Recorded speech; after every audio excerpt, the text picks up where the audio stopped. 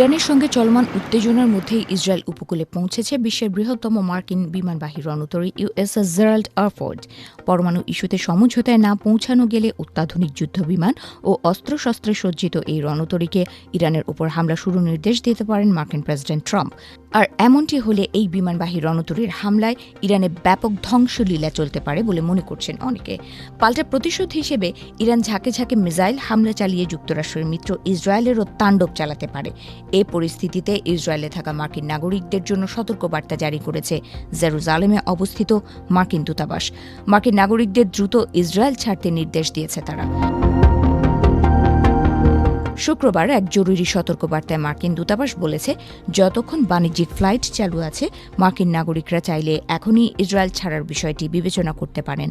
নিরাপত্তার ঝুঁকির কথা উল্লেখ করে মার্কিন দূতাবাস বলছে, স্টেট ডিপার্টমেন্ট ইসরায়েল মিশন থেকে জরুরি নয় এমন সরকারি কর্মচারী এবং তাদের পরিবারের সদস্যদের সরিয়ে নেয়ার অনুমতি দিয়েছে। কোনো আগাম ঘোষণা ছাড়াই দূতাবাস তাদের কর্মীদের জেরুজালেমের পুরনো শহর, পশ্চিম তীর সহ ইসরায়েলের নির্দিষ্ট কিছু এলাকায় ভ্রমণে নিষেধাজ্ঞা জারি করতে পারে। মার্কিন দূতাবাস স্পষ্ট করে জানিয়েছে যে সন্ত্রাসবাদ ও নাগরিক অস্থিরতার কারণে মার্কিন নাগরিকদের ইসরায়েল ও পশ্চিম তীর ভ্রমণের বিষয়টি পুনর্বিবেচনা করা উচিত। সন্ত্রাসবাদ ও সশস্ত্র সংঘাতের কারণে গাজা সীমান্ত থেকে 11.3 কিলোমিটারের মধ্যে যাওয়া নিষিদ্ধ।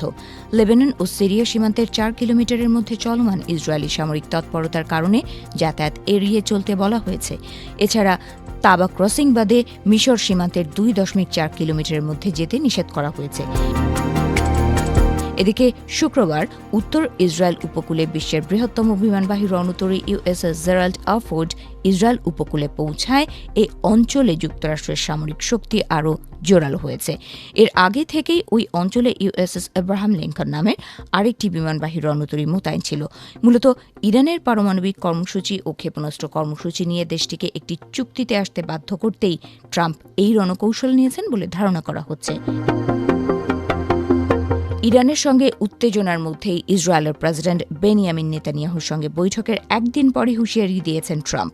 তিনি বলেন, ইরানকে অবশ্যই একটি চুক্তিতে আসতে হবে। কোনো সমঝোতায় না পৌঁছালে পরিস্থিতি ইরানের জন্য অত্যন্ত ভয়াবহ বা ট্রমাটিক হয়ে উঠবে বলেও হুমকি দেন তিনি। গত বছর জুলাইয়ে ইরানের পারমাণবিক স্থাপনায় মার্কিন হামলার প্রসঙ্গ টেনে ট্রাম্প জানান, ইরানের সঙ্গে আলোচনা সফল না হলে আবারও কঠোর পদক্ষেপ নিতে বাধ্য হবেন তিনি। অন্যদিকে হামলার শিকার হলে ইরানও পাল্টা হামলার হুঁশিয়ারি দেওয়ায় পরিস্থিতি ক্রমেই আরও জটিল হয়ে উঠছে। এই পরিস্থিতিতে যুদ্ধ এড়াতে কূটনৈতিক সমাধানের পথে আসার আহ্বান জানিয়েছেন বিশেষজ্ঞরা।